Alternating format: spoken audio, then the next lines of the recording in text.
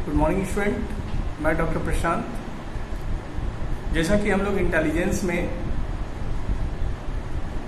Previous aptitude test और creativity को पढ़ा था, आज हम लोग गिफ्टेड चिल्ड्रन के बारे में पढ़ेंगे और उसके मीनिंग और कैरेक्टरिस्टिक्स जो है यानी कि अर्थ और उसकी विशेषता को समझने का प्रयास करेंगे।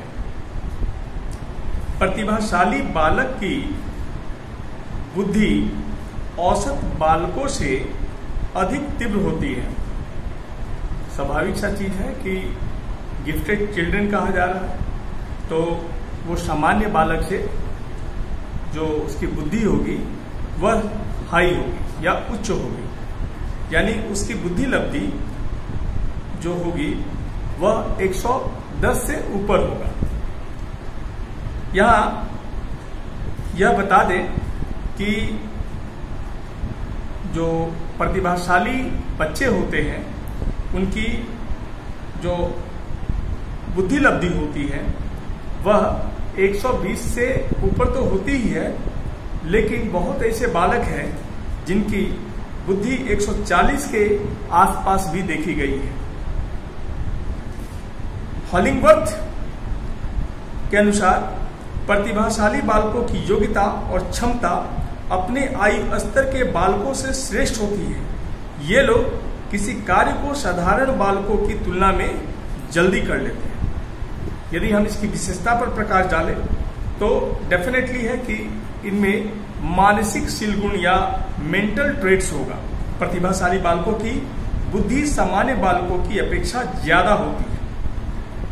प्रतिभाशाली बालकों की बुद्धि लब्धि की न्यूनतम सीमा 120 मानी गई है, जो कि मैंने पहले ही बताया।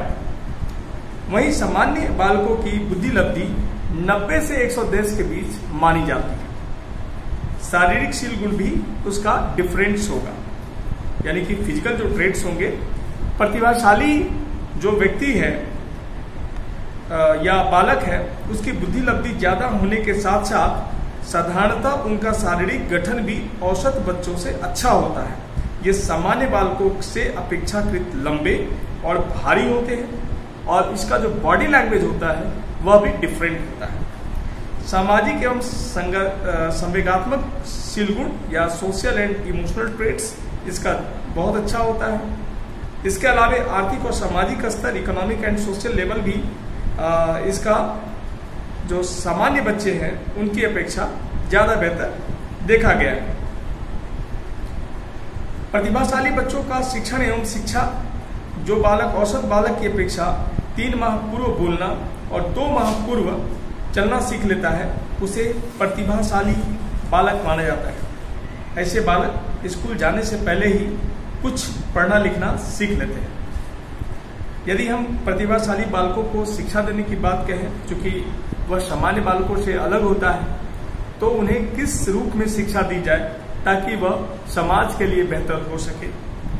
तो सबसे पहले तो प्रोविजंस फॉर स्पेशल क्लासेस हो, उसके लिए विशिष्ट कक्षा का प्रबंधन करना। विशिष्ट कक्षा का प्रबंधन करने से यह लाभ होगा कि कक्षा के सभी बालक लगभग समान बुद्धि के होंगे, इसलिए उनमें सुपीरियरिटी या हीनता, इंफीरियरिटी की भावना नहीं आएगी। दूसरा, पाठ्यक्रम की समृद्धि यानी कि एनरिचमेंट ऑफ करिकुलम। प्रतिभाशाली बालकों के लिए विशिष्ट कक्षाओं के अलावा पाठ्यक्रम भी निर्धारित पाठ्यक्रम से ऊंचे स्तर का होना चाहिए तथा उसमें एब्स्ट्रैक्ट जो सब्जेक्ट्स की अधिकता भी ज्यादा होनी चाहिए। ऐसे बालकों में डिबेट्स, कॉम्पिटिशन्स आदि की भावना ज्यादा प्रबल होती है। इसके अलावा स्पेशल प्रोजेक्ट्स दिए जाए ताकि उसमें क्रिएटिविटी की भावना डेवलप करे। इसके अलावा अभियोजन की समस्या, एडजस्टमेंट प्रॉब्लम्स। यद्यपि प्रतिभाशाली बालकों के लिए विशिष्ट कक्षा होनी चाहिए, फिर भी ऐसे बालकों को सामान्य बालकों के साथ एडजस्टमेंट भी कराना चाहिए। इसके अलावा योग्य शिक्षक एवं उपयुक्त अध्यापन विधि, एबल टीचर्स होने चाहिए उसके लिए और सुटेबल टीचिंग मेथड्स होना चाहिए। यदि बच्चे की बुद्धि लब्धि ज्यादा है तो यह ज्यादा बेहतर होगा कि उसके लिए टीचर भी उसी रूप में उसी योग्य होने चाहिए, जिससे कि वह बालक को सही तरीके से गाइडलाइन दे सके। वर्ग उन्नति, प्रतिभाशाली बालक में यदि अपने से उच्च कक्षा में ठीक ढंग से एडजस्टमेंट करने की क्षमता है तो ऐसी शिक्षा व्यवस्था होनी चाहिए कि उन्हें वर्ग उन्नति देकर अपने से उच्च वर्ग में भेजा जाए। इसी तरह से हम लोग मंदबुद्धि बालक या डेफिशिएंट चिल्ड्रन के बारे में भी जानेंगे, उसके भी जो मीनिंग है और कैरेक्टरिस्टिक्स है और उसको किस तरह से शिक्षा दी जाए इसके बारे में। तो मंदबुद्धि बालक की बौद्धिक योग्यता औसत बालकों से कम होती है। ऐसे बालक की बुद्धि लब्धि 70% या जो उसका IQ होगा 70 से कम होगा। American association on mental deficiency ने मंदबुद्धि बालक की परिभाषा देते हुए कहा कि मंदबुद्धि बालकों की बौद्धिक क्षमता सामान्य रूप से नीचे होती है, जिसके कारण उनमें समायोजनशीलता की क्षमता अपर्याप्त होती है, जिसकी अभिव्यक्ति विकासात्मक अवधि में होती है। यदि हम मंदबुद्धि बालकों की विशेषताओं पे गौर करें तो इसमें न्यून बौद्धिक स्तर होता है, इसका जो फिजिकल फीचर्स होता है या फिजिकल स्ट्रक्चर होता है वह भी थोड़ा सामान्य बालक या प्रतिभाशाली बालक से अलग होता है। ऐसे बालकों में का शरीर नाटा, दुबला पतला, कमजोर एवं अल्प विकसित होता है। उनके चेहरे, सिर, आंख, कान, नाक, उंगलियां आदि में भी कई तरह की अनियमितताएं पाई जाती हैं। इसके अलावा इमोशनल इमेच्योरिटी होगी, उसके अंदर अपर्याप्त जो लैंग्वेज होगा, यानी कि लैंग्वेज का सही डेवलपमेंट नहीं होगा।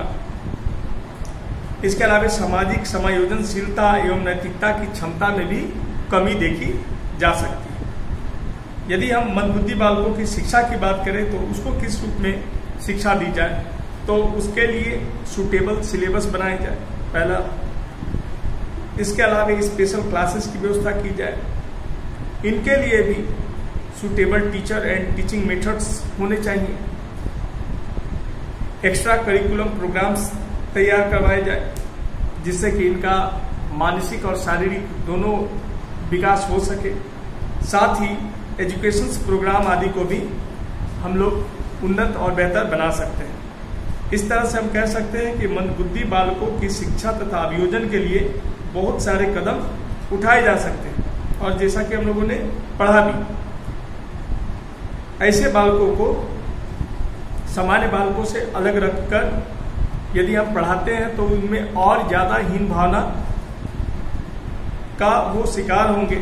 इसलिए यदि समान बौद्धिक स्तर के बालकों के साथ यदि इनको बैठाकर उनके साथ कंपटीशन करवाई जाए, डिबेट कराई जाए, तो इनका बौद्धिक स्तर उच्च होता चला जाता है। इस तरह से हम कह सकते हैं कि जो मंदबुद्धि बालक है उनका विकास अत्यंत तेजी के साथ तो नहीं किया जा सकता है, लेकिन धीरे धीरे उसके व्यवहार में परिवर्तन लाकर उसके एजुकेशंस को एनरिच करके हम उसमें सामान्य बालकों की तरह जो एडजस्टमेंट करने की योग्यता होती है उसको डेवलप कर सकते हैं। धन्यवाद।